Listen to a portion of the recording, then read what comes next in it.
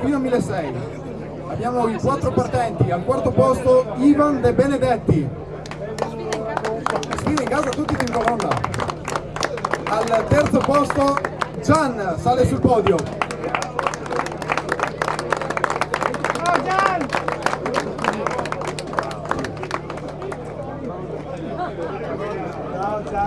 E a proposito di sfide in casa, adesso annuncio col conflitto di interesse. Al secondo posto Michael Da Pieve.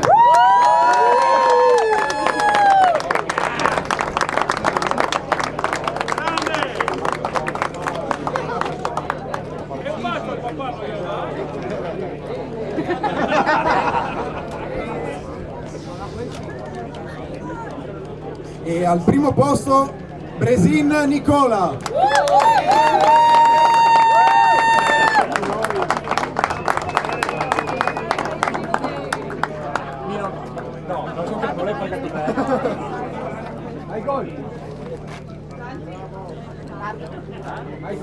Nicola che mi ha detto che non era contento alla seconda manche, che ha avuto un po' di problemi. Io gli ho detto adesso la terza vediamo di rifarci, e si è rifatto.